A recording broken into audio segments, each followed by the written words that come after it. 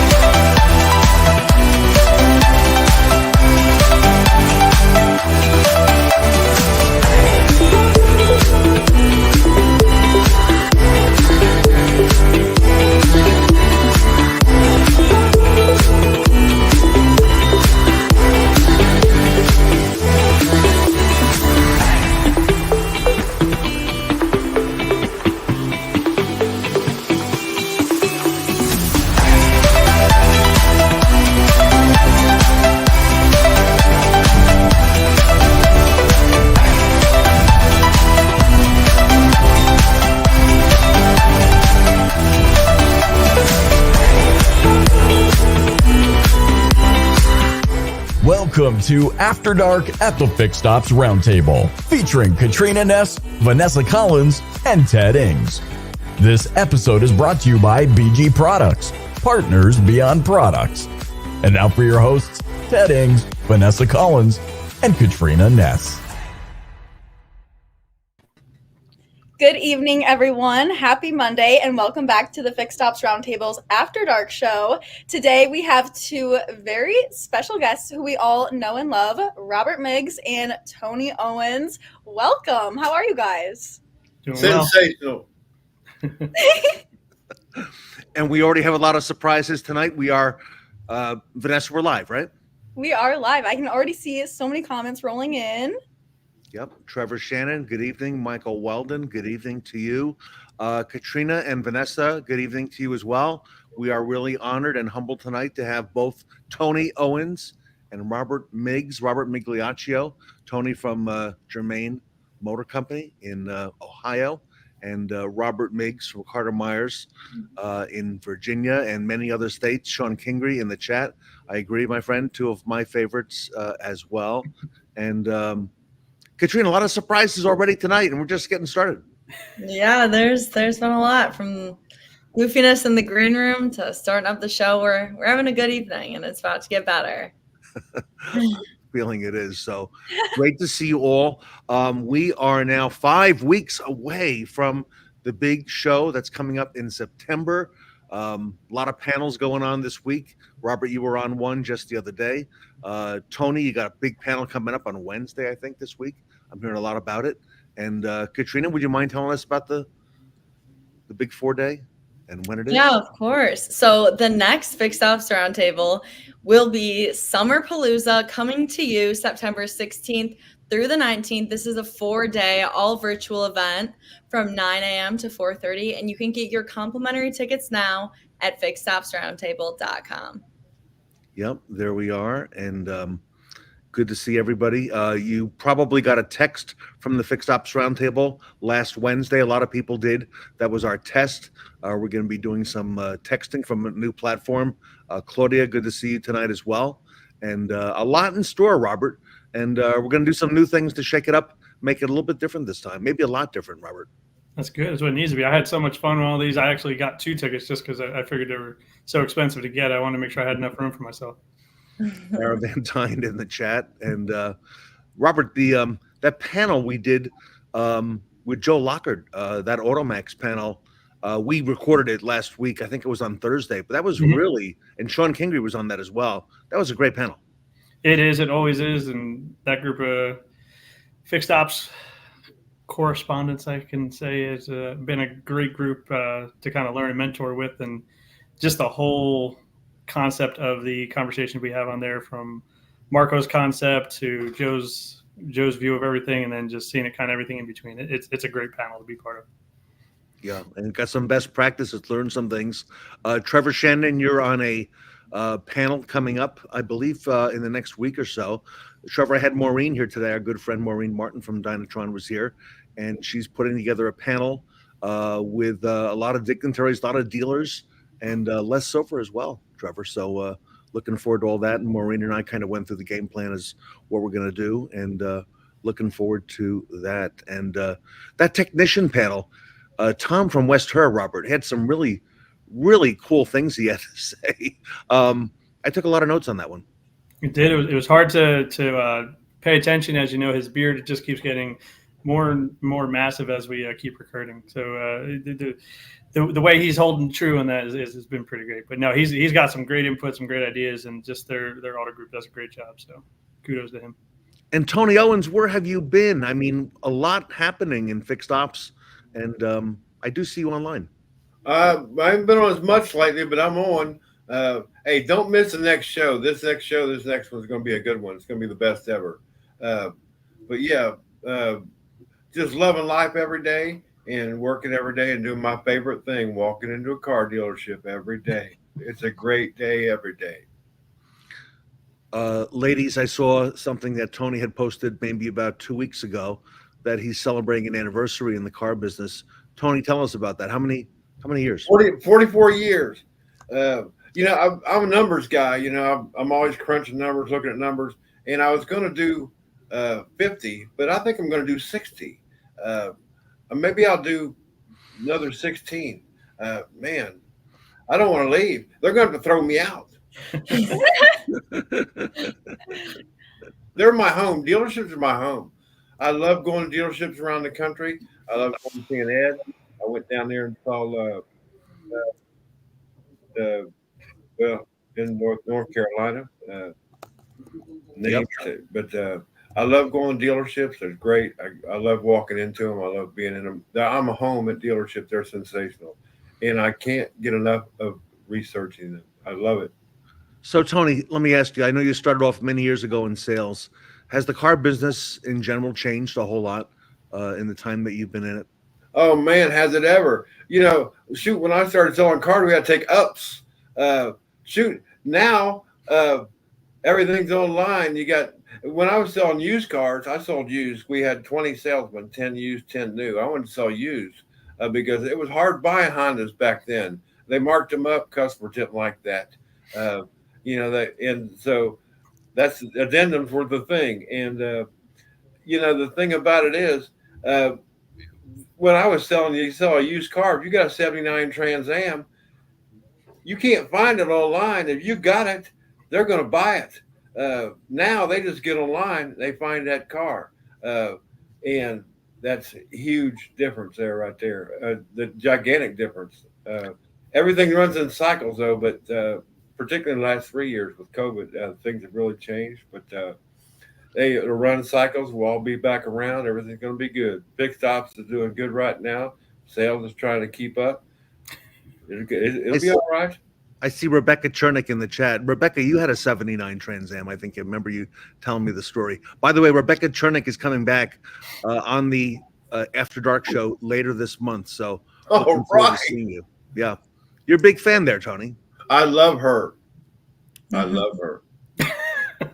I saw that Rebecca just did a big conference in South Carolina last week, and looking forward to hearing about that and all the things that she's got in store. I actually had some questions about F&I for the upcoming Fixed Ops Roundtable for a couple panels that we're doing, and Rebecca gave me some good thoughts today in terms of things that we could focus on, things that are happening. She's so close to the industry. And Tony, what about for these young ladies getting into? I'm assuming they may get into automotive. Okay. Hey, two great upcoming women of automotive right here. Man, I cannot wait to watch these ladies go. It's amazing. The college is incredible. I can't wait to get back there. I'm going for the car show. And LG's done such a great job. And everybody that runs the facility, it was just such a great thing. I loved it so much. Look at the gang here. There's LG next to Katrina on the left. And then Vanessa, who's that gentleman between you and LG? That is President McDonald.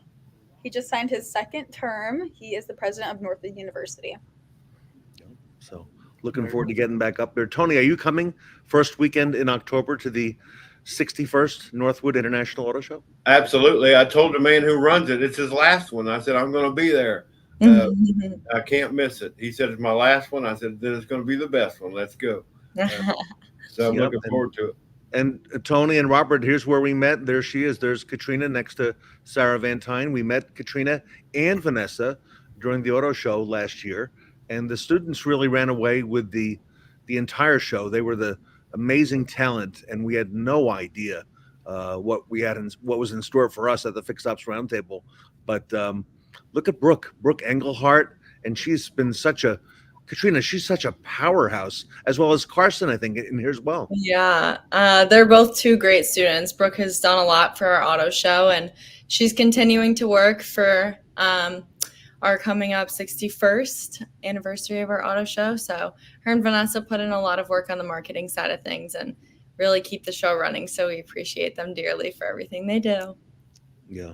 Brooke is amazing, and Carson as well. I've seen some of his social media work, and so this picture here was taken on the second day of the pop-up. And Katrina, this I believe is in the Sloan Aftermarket building. Yeah, so this is our aftermarket building, like you said. In the back, you can see that there's sponsors all around the balcony of the building, right above Carson's head, and those are different companies that help donate to our school and helps build our aftermarket building. And then behind all of us, there's 3 Hendrix cars that were showcased inside of our aftermarket building. So we have a lot of cool stuff coming to the show this year, as well as we did last year. Robert, there's a lot of vehicle inventory that the students are managing. Just amazing how they do it, and a lot of responsibility on these young ladies here. It definitely is. It's going to be an absolute pleasure to kind of see everything you guys are putting together up there, and it should be nothing less than spectacular, I'm sure. Yeah, we're looking forward to it. And Vanessa, Sarah Van Tyne is coming. Okay, so she's going to join you guys. Okay, so excited. Co-hosting the event, and Sarah is bringing somebody very special with her to the Northwood University International Auto Show that weekend. She's bringing her daughter, and this will be her first trip to a real university campus, and she's going to see Northwood. So, oh my goodness, you might fall in love. She might be a future Timby. That's right. So, is that what they're called, Timbys? Okay. Yeah. Timberwolves. Yeah, Timby for short. Okay. And I know I asked you about this last week, but as part of that huge auto show, which goes on the whole weekend, there's a number of activities I see Northwood is having on the Thursday before things get kicked off. I'm getting bits and pieces of that from LG. And then, of course, the CDK Women's Roundtable. Last year was on Saturday. Sarah was a part of that. And Katrina, I know you and Vanessa were both a part of that. That's where we actually met Vanessa for the first time. And Katrina, you were honored at that. What was that all about? Tell us about that. So I got an award from CDK. Like it was an Inspiring Women Award. So me and 2 other girls got it just for, being present in the automotive industry and being upcoming, rising young women in the industry who are going to hopefully be leaders in the future. And we're just, creating our own path and making our way through the turns and roads of life. So, Jamie Alexander, that's something that you should attend, the CDK Women's Roundtable at Northwood University, the first Saturday in October at the International Auto Show. Tony, very inspiring to see all these ladies mentoring students who are coming through, and, all the questions they had and all the feedback they had. And it was really neat. They had these round tables set up, Tony, almost like speed dating. Okay. And you got to spend, 10 minutes with Sarah, then 10 minutes with, different powerful ladies from within the industry. It was so sensational. With these people that are going to this university, I cannot wait to see how this business is going to be when they're running this business. I'm so excited about it. These people are superstars in the making right here. Thank you, Tony. Thank you, Tony. Brandon O'Brien, good evening. Quantum 5 is in the house. Robert, how long do you give it till these 2 ladies are running the business? I don't give it that long. I mean, it's shortly after they join CMA. It's only a matter of time for them to figure out it's not going to take long, I'm sure. A little company promo thrown in. I love it. And your organization has some very prominent ladies, Robert, in automotive, starting with the lady at the top of the dealer, Liza Borges. Tell us a little bit about her, if you don't We mind. do. We're our president of the company is Liza. We've got fourth generation, family owned business. Just does a phenomenal job. She's definitely involved everywhere. I mean, if you look for her, she's definitely leading that charge with a lot of the other women in CMA. And then just around our whole company in general, just the number of female either management or staff that we have has just been incredible. We just keep growing and growing and adding more and more females to the roster. So it's been great. And I see Beth here in the chat. Beth, good evening and welcome. Yeah. What does Beth do with the organization? Beth is actually our corporate recruiter. So she works specifically with the high schools, the colleges, and trade schools in different areas to promote our company and our business throughout pretty much all of Virginia, where we're based at. And then she'll also work with third-party vendors and stuff like that to help get us any recruiting. She works with veterans groups to try to get veterans set up with us as well. So she does a lot for us. She is our backbone in making sure we got what we need getting hired into the dealerships. So specifically in our apprentice programs as well, really pushing the schools to help get kids come in. So Beth, very worthwhile to take a trip the first weekend in October to Northwood University. I heard Liza might be there. Okay, just prior to the auto show. I know she's going to be in Chicago. I think a weekend after that. I hear doing a marathon. But Beth, Northwood University, what a great place to get the word out about CMA with all these amazing young people that are coming into the industry. And Robert, the culture that you and Liza and Beth have built at CMA is amazing. It has been. It's definitely a kind of a cornerstone of what we do. It's how we put a lot of what we do together. Everything's starting, people first is kind of the corresponding aspect of what we look at. So making sure everybody is running at the top of their game and they're taken care of. And we just learned in our last managers meeting, knowing that they're loved, so they love what they do pretty much. So it was a good focus of our service manager meeting that we just had as well. So it's been real cool to kind of work with it. Been with a couple different companies and all being good. This one just has a different level to kind of where they're at and what they're doing. So ladies have some questions for both you and Tony. Go ahead. Yeah. So to start off, we were talking a little bit about culture. I'm curious, why do you guys find that culture is so important in the way a company is built up and how it runs? Robert? So for me, I mean, the culture aspect really kind of bleeds into how we're going to interact with the customers, how we're going to interact with the employees, and just each other in a whole. So when the culture's right and everybody is buying into what we're doing, a little bit of drinking the Kool-Aid per se, it really definitely grows and amplifies kind of what we're doing, and it takes the business itself to a different level. So it allows us to really believe in the true values and the core of what we're doing from a company standpoint and continue from there to take care of the staff the same way. And then ultimately that just kind of pans right over into the customer base. Tony, your thoughts on culture? Well, culture is everything. I'm a baseball guy. The 1990 Reds, the Florida Marlins, both had mediocre teams, but they were great teams. They had culture, and they won the World Series. Both these guys did.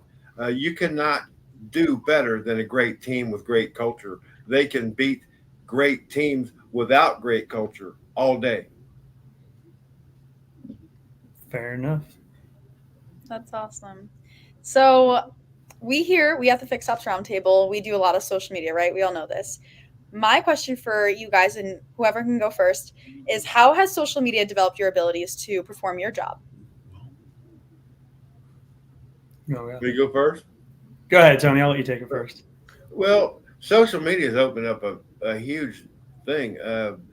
For me, for instance, I've been doing this a little while. I love social media. I'm on it all the time. I never get off it because the only way to learn about new things, unless you go to a university or something, which I don't have the opportunity to do that. Social media, you can find anything you want to learn, sales, service, parts, anything on social media. And it's totally changed the way the business works. It's really ramped it up a bunch. Absolutely. That is so smart. There are so many times where I'm scrolling on TikTok, and I learned so much things that I don't even necessarily go on there to learn. I just, see a TikTok about something and then I get interested, look up some more. It's really like a dictionary of things. Anything you could ever want to learn is on, TikTok, Google, Instagram, Facebook, LinkedIn. Yeah, and kind of going off what Vanessa was saying, a lot of our platform and a lot of our viewers for the Fixed Ops Roundtable come from social media outreach. We get a lot of viewers from LinkedIn and Facebook, and that's how we kind of spread our roots and branch out and gain a lot of kind of viewers.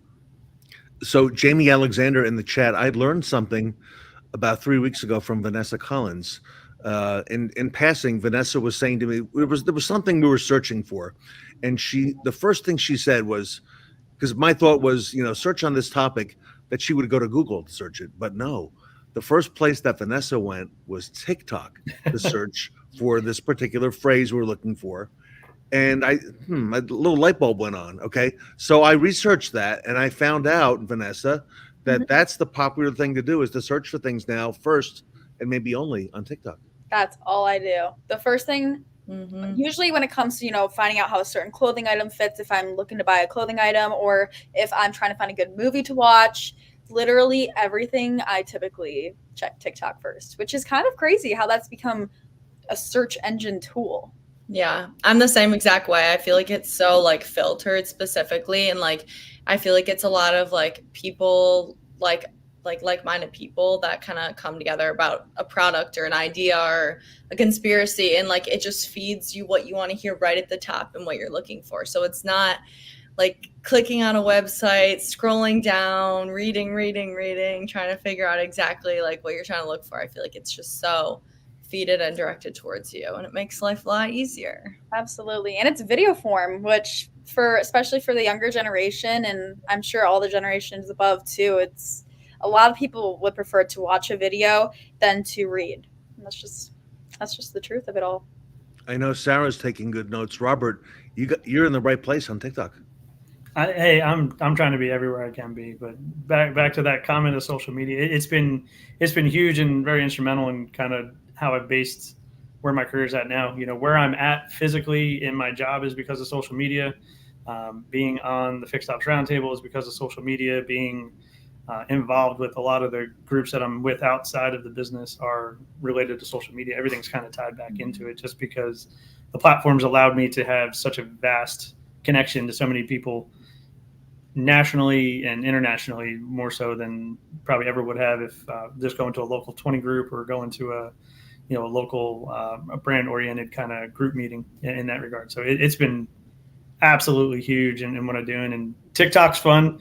Trying to find my niche still trying to get my videos to reach some peak levels, but they're good. I'll get there. I'm going to hit one of them at one point. So Jeff, you got a great comment there. Okay. It's a major shift in marketing to a younger crowd, and a lot of notes being taken here. Tony, what about Tony Owens TikTok? You may already have it. I don't know. No, I'm on it, but I don't get on it much. I'm just going to touch on something that Jamie Alexander said. And she talked about the great thing about social media is to collaborate and so forth. And Jamie has done that like nobody else. That's how I got to know Jamie. And I was lucky enough to spend a night show with her, a night show on here. And what an awesome individual. Yeah, she hit it right on the head there. But social media is just everything. If it wasn't for social media, shoot, I'd still be carrying up cards around, remember cowboy boots, looking to sell a car. It don't work that way. I call myself new old school. I know the old ways, but I know the new ways very well, and it's because of social media for sure. That's awesome. I'm curious, Vanessa, during your internship this summer in the Windy City, has social media ever come up in conversations? I know you're working on a number of things with one of the big DMS companies there. Yeah, absolutely. So I'm interning for CDK, and one of my mini projects was to kind of do some research on social media, and particularly on Fixed Ops social media. And of course, when I look up Fixed Ops on TikTok, the most number one thing that comes up is us and all of our videos, because I feel like it's so niche, you know what I mean? So that was kind of cool to see. But yeah, I did different social media research on, especially dealerships too, because our customer, CDK, is dealerships. And I found that dealerships are actually doing a lot of social media, a lot of TikTok, and they are kind of, you know, using the humorous approach when it comes to their videos. There's, this trend with the salespeople where it's a super funny video where somebody, falls or something, and then the salesperson picks up where the person fell and like rolls and gets up and then says, come on down to Carter Myers Automotive and get a brand new, whatever. And it's super funny and it goes viral because the audience finds it funny, not particularly because the audience is looking for a car. But that is how you get, people to pay attention to your contact or to your content and even stumble across, your dealership. And so I think that us CDK, our competitors, we don't use TikTok, but I think it could be cool for us to tap into the TikTok market because our customers are using TikTok so much, creating content, they're scrolling for ideas. They're bound to come across something from us if we were to use the platform. But yeah, I've done different social media research, and yeah, we have a great following. Our LinkedIn is our number one, just like Fixed Ops or the Fixed Ops Roundtable. LinkedIn is definitely our number one, but yeah. And you and I were talking about that just last week. There's a different audience on each one. They're very, very different. Oh, absolutely. For sure. Really?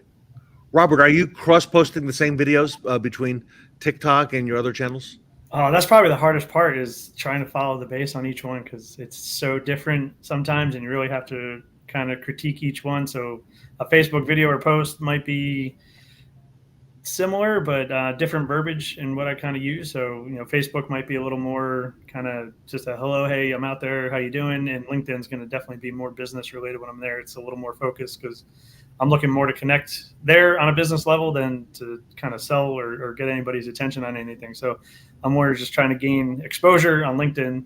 And then Facebook is more about people kind of knowing the idea of who I am, where I am, and what I do. Well, Smart. so couple minutes left here on the show. Big Fixed Ops Roundtable coming up in a little over a month. Robert and then Tony, if you will, a lightning round. What are you working on between now and the end of the year? What do you see ahead? What should we be focused on? A lot of activities happening outside of the car business. We got to stay focused, of course, on what we are good at. Okay, but what advice do you have for folks watching today and what's coming up at the end of the year or between now and the end of the year? Robert, I'll go to you first. For me, I'd say just be ready for what's coming with the EV platforms and be ready to transition to a different style of service. As we've watched, we've had the regular kind of mobile service situation go in. I think we're going to see a whole nother shift coming through with the whole process of EV really kind of dominating and taking over. So we're going to have to kind of get in line with that, just with the manufacturer launch of the vehicles that they have coming to us specifically, and then see kind of where that goes from there. David Lucas, good morning to you in Australia. We'll see you next Monday. You're bringing your dealer, okay, and some high-up people at the dealership. So look forward to meeting all of you there. Good advice, Robert. Different powertrains. A lot of things happening in the industry. Tony, what are your thoughts? Well, Robert's right. EV's coming. Everybody needs to be used to that. Get ready for it. And the biggest thing that I'm working on personally is helping everyone that I work with and helping myself to communicate better. Communication is everything, whether it be with each other, with customers. If you don't have communication, you might as well roll the carpet up. You got to have the best communication possible, crystal clear. Tony, I love that comment. I've heard a quote a lot this summer is we don't have bad processes or bad people. Sometimes there's just issues with communication, and I think that goes for all aspects of life. A lot of times you can solve anything just by a simple communication.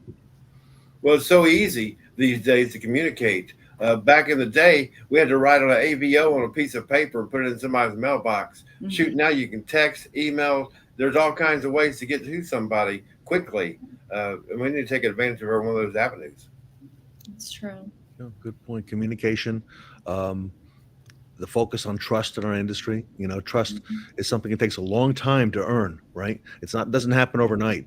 And it can be lost like that, right? So we got to be cognizant of that. And communication, absolutely, Katrina. I dig that a whole lot. And David, you're right about that. So, hey, Robert, really enjoying watching your stratospheric rise in the industry here over the last couple of years. I appreciate that. I'm on levels for some new things I'm learning now. So just be on the watch. I might be making some changes. Who knows? Okay. All right. Maybe out there. I remember that first phone call we had with Ed Roberts. So, hey, again, that's where social media led in. Was that Facebook message I sent you? Yeah. And I got smart and I used my powers of Ed Roberts in my tag message and said, "Hey Ted, I'd like to talk to you about being on Fixed Ops Roundtable." Here it is. And here we are. Yeah. I remember talking to Joe Lockard saying, we got this new fella from Carter Myers, okay, who wants to be on the panel. Okay. Do you remember that phone call when I invited you to the panel? I did. I said, let's go. Let's do it. I don't think I gave you a lot of notice for that panel, right? No, I think it was, can you get on tonight? I think it was what it was. And there we were. Awesome. So it worked out.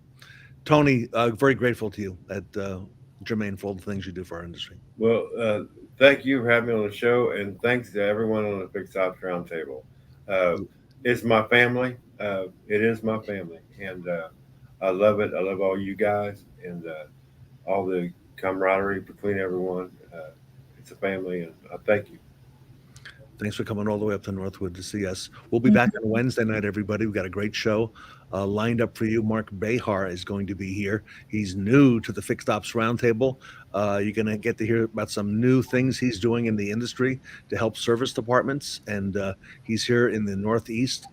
We've been talking for a long time, so he'll finally be on the show Wednesday night. And looking forward to Mark. And then next Monday night, we're going to have David Lucas on here. And then we're going to have Kate Borowski the following Wednesday from Repair on Demand. So a lot coming up on the show. So Katrina and Vanessa, thank you for all you do. And we'll see everybody on Wednesday night. Don't miss the next event.